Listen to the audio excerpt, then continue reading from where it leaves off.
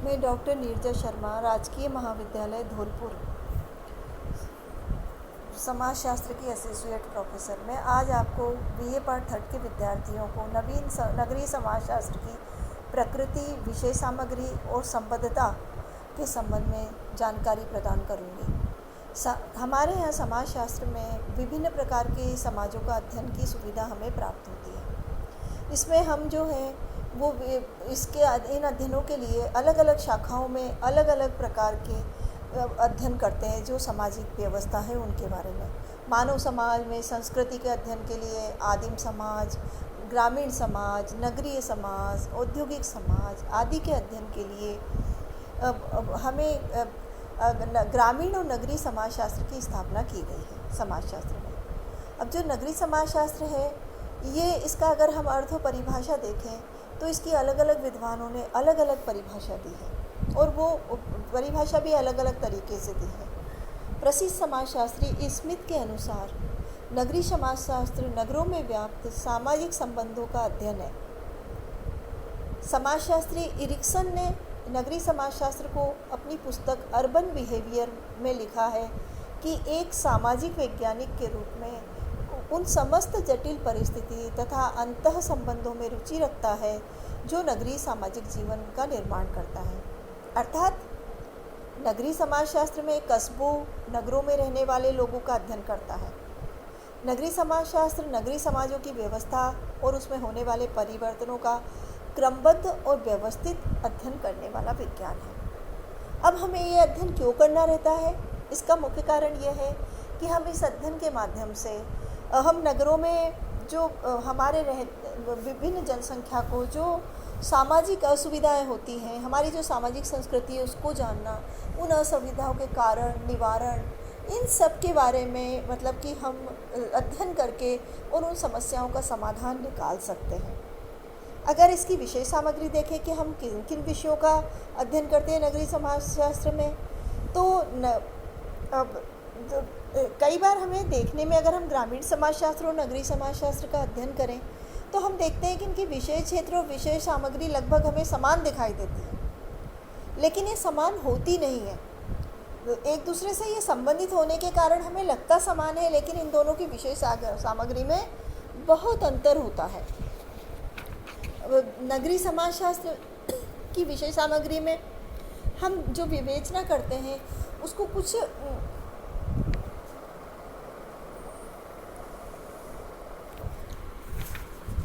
प्रमुख जो है वो बिंदुओं के द्वारा स्पष्ट कर सकते हैं। उसमें पहला बिंदु है नगरीय पारिस्थितिकी शास्त्र। नगरीय पारिस्थितिकी शास्त्र का मतलब है कि इसमें समुदाय की संरचना, स्वरूप, सामाजिक व्यवस्था, सांस्कृतिक व्यवस्था सम्मिलित है। और इसमें जो है हम जो है इसका नगर के भूगोल का भी अध्ययन इसी के अंतर्गत करते हैं। फिर दूसरा जो इसमें बिंदु है वो है नगरों का अध्ययन। नगरों का अध्ययन जो है विभिन्न प्रकार के नगर,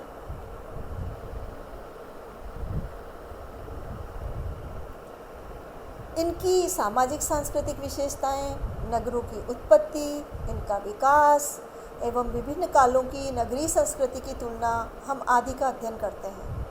क्योंकि जो हम वर्तमान में अध्ययन कर रहे हैं वो केवल वर्तमान का ही अध्ययन नहीं होता है, उसमें हमें प्राचीन भी अध्ययन करना पड़ता है, वर्तमान का भी अध्ययन करेंगे और उसके ही आधार पर जो है हम विभिन्न सामाजिक परिप्रेक्ष्यों में सोचते हुए भविष्य में जो है हम ज़्यादा अच्छा वो अपने सिद्धांतों को बना सकते हैं।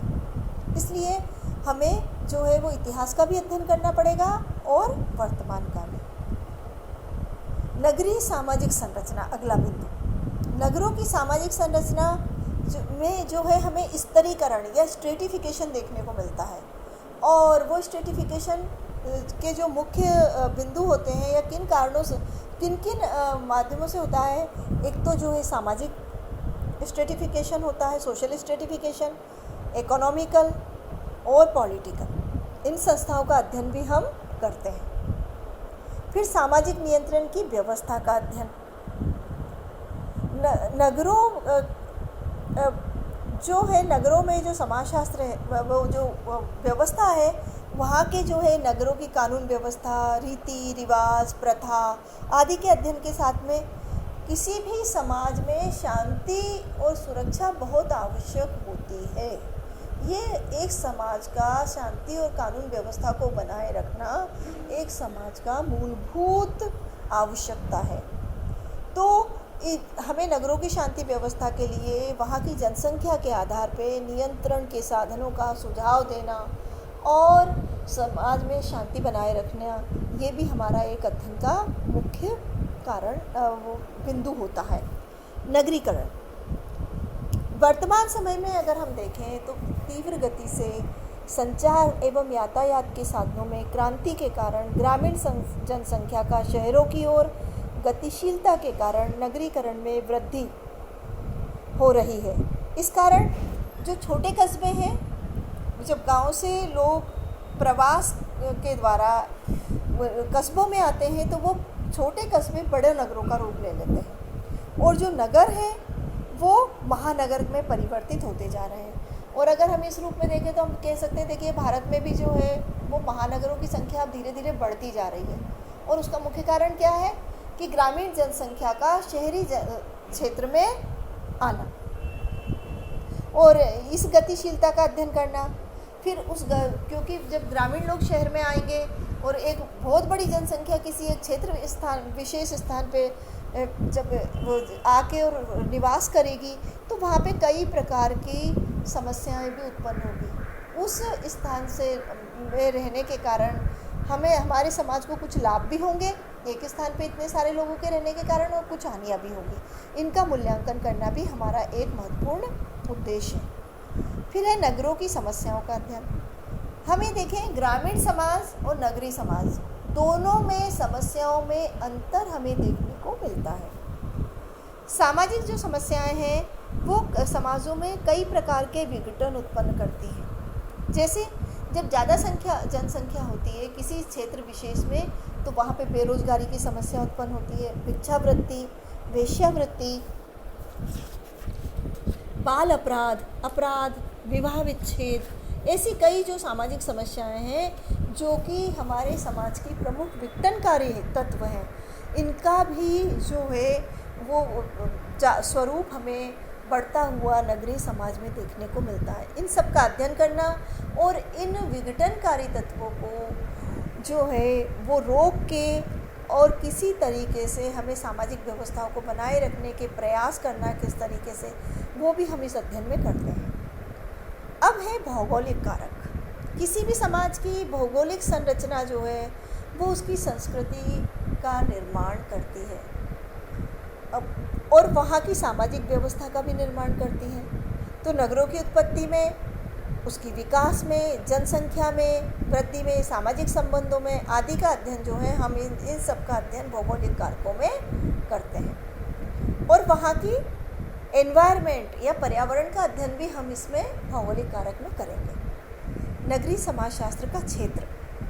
नगरीय समाजशास्त्र विषय अभी विकास की अवस्था में है, इसलिए अलग अलग समाजशास्त्रियों ने इसके क्षेत्र के संबंध में अपने भिन्न भिन्न मत दिए हैं। प्रसिद्ध समाजशास्त्री पार्क एवं बर्गेस के अनुसार हम नगरीय समाजशास्त्र के क्षेत्र को 3 भागों में विभाजित कर सकते हैं। पहला है पारिस्थितिक शास्त्र, इकोलॉजी, सामाजिक संगठन, सोशल ऑर्गेनाइजेशन, सामाजिक विघटन, सोशल डिसऑर्गेनाइजेशन।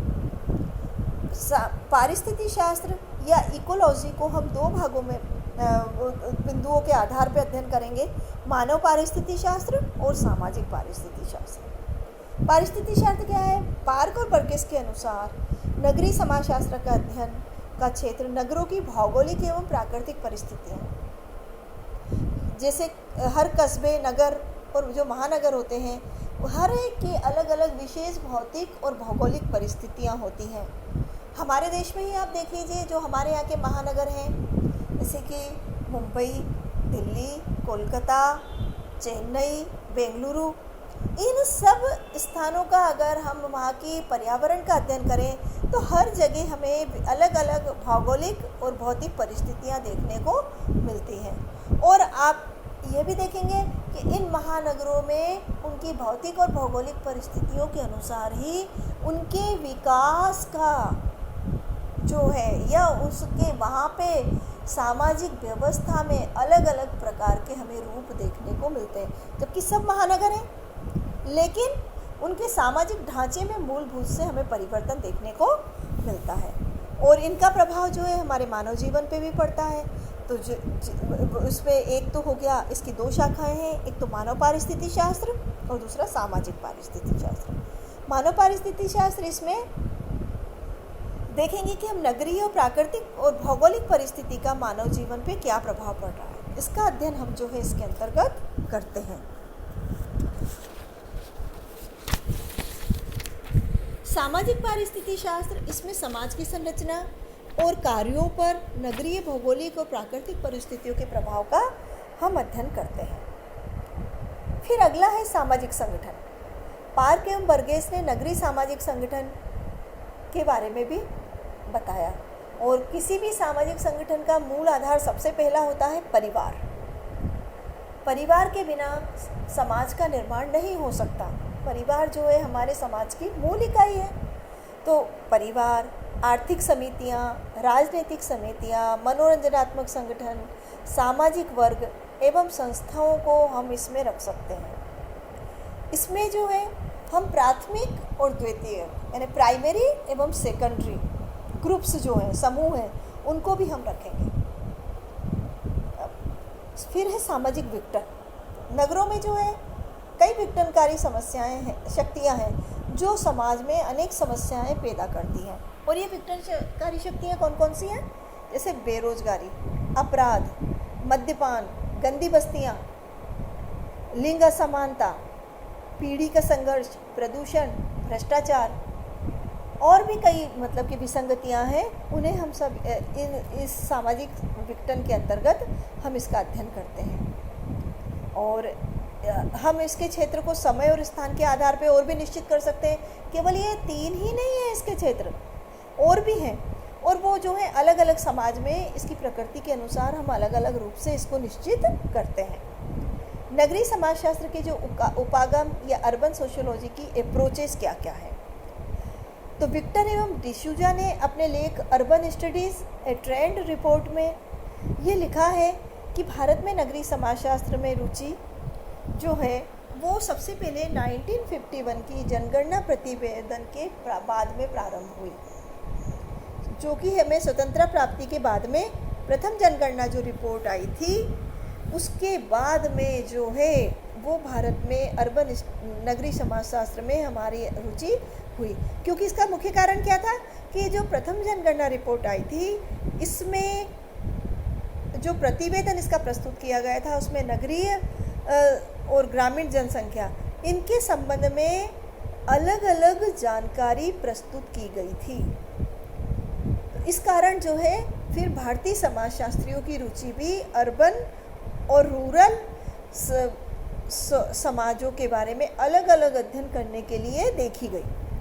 फिर 1961 की जो हमारी सेंसस हुई थी या जनगणना हुई थी उसमें भी जो प्रतिवेदन था वो इसी प्रकार से प्रस्तुत किया गया था, नगरीय और ग्रामीण जनसंख्या के आधार पर। तो ये जो दोनों प्रतिवेदन थे इन्होंने नगरीय समाजशास्त्र के अध्ययन को एक दिशा प्रदान करी। 1951 की सेंसस का प्रतिवेदन और 1961 की सेंसस का प्रतिवेदन। इसके अलावा 1950 में राष्ट्रीय सैंपल सर्वे संगठन की स्थापना हुई और उसमें जो है कई प्रकार के जो है सर्वे किए गए, जिसके आधार पे स्वतंत्रता प्राप्ति के बाद में हमारे सामाजिक विकास, देश के विकास के लिए कई योजनाओं का निर्माण हुआ। तो ये जो है वो इसका द्वितीय स्रोत है नगरीय समाजशास्त्र के अध्ययन का। और इसी क्रम में अगर हम देखें तो एक अनुसंधान योजना समिति का भी स्थापना की गई थी उस समय 1950 के आसपास, और उसी के आधार पर योजना आयोग की स्थापना की थी। और योजना आयोग में क्या था, देश के आर्थिक सामाजिक विकास, लोगों के जो है वो स्वास्थ्य संबंधी सुविधाएं, अन्य जो हमारी मूलभूत आवश्यकताएं, इनको प्राप्त करने के लिए जो मतलब लोगों को अधिक से अधिक सुविधाएं प्राप्त हों, उसके लिए योजना आयोग का निर्माण किया गया था और उसमें जो है विशेष बजट दिया गया था। तो उसके वो जो है योजना आयोग का निर्माण जो है वो किसके आधार पे होता था? इन सर्वेक्षणों के आधार पे ही होता था। तो इसके आधार पर जो स्टेटिस्टिकल जो हमें वो विश्लेषण प्राप्त हुआ, उससे कारण भी रुचि हमें प्राप्त हुई। ये सभी जो सामाजिक और आर्थिक सर्वेक्षण हैं, ये सेकेंडरी डाटा है। इनको हम क्या कहेंगे? Secondary data. इनका जो है उपयोग नगरीय समस्या को समझने में कम है। इनसे हम योजनाएं तो बना सकते हैं, लेकिन हम समस्याओं को समझने में इनका प्रयोग नहीं कर सकते। डिसूजा द्वारा प्रस्तुत ट्रेंड रिपोर्ट के आधार पर नगरीय अध्ययन का दूसरा जो उपागम है वो है तुलनात्मक उपागम। इसमें क्या है? हम एक ही नगर के दो अलग अलग बिंदुओं को लेकर उनका तुलनात्मक अध्ययन करें और इसके आधार पे जो परिवर्तन हुए हैं वो उसका जो है वो निकालें, एक विश्लेषण। तो ये जो है ये हमें एक नया और उपयोगी स्रोत प्रदान करेंगे, डाटा प्रदान करेंगे। और इसी के आधार पर जो है सबसे पहले श्री D.R. गाडगिल ने पूना शहर को अपना सर्वेक्षण केंद्र बना के और वहाँ का अध्ययन किया 1945 से 1952 के बीच में। इसी प्रकार से N.V. सोवानी एवं उनके साथियों ने 1966 में शोलापुर से संबंधित सामग्री प्रदान की। ऐसे ही तुलनात्मक अध्ययन की समीक्षा J.S. बलसारा ने 1968 में शोलापुर के बारे में अध्ययन करके 8 अध्ययनों की समीक्षा भी की। डॉक्टर राधाकमल मुखर्जी को हम इस क्रम में नहीं भूल सकते। डॉक्टर राधाकमल मुखर्जी ने नगरीय समाजशास्त्र में अध्ययन के उपागम के विकास में महत्वपूर्ण योगदान दिया है। उनकी प्रमुख पुस्तकें हैं man and his habitation, A study in social ecology 1941 में और सोशियोलॉजी इकोनॉमी 1945 के अध्ययन के लिए पारिस्थितिकी उपागम का उन्होंने विकास किया। नगरीय समाजशास्त्र में विश्लेषणात्मक संबंधी उपागम काफ़ी बाद में प्रारंभ हुआ है। वर्तमान में नगरीय समाजशास्त्र का प्रमुख उपागम सांख्यिकी या स्टैटिस्टिकल, वर्णनात्मक, तुलनात्मक, विश्लेषणात्मक और पारिस्थितिक है।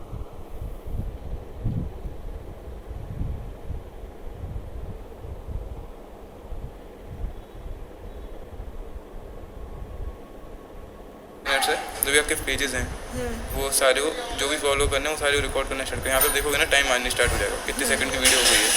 अब मैं इधर जाऊँगा,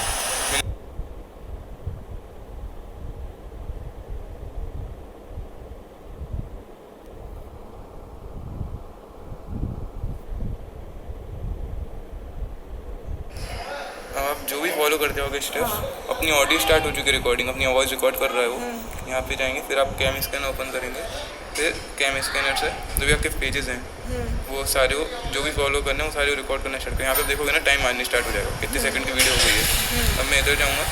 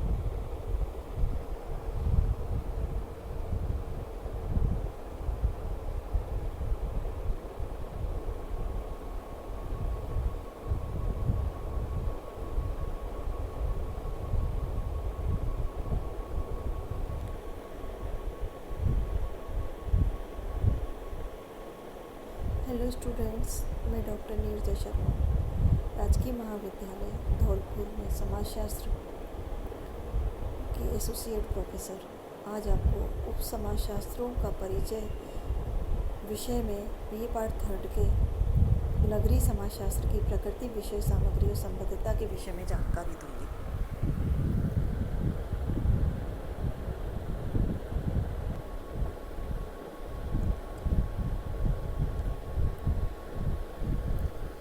हेलो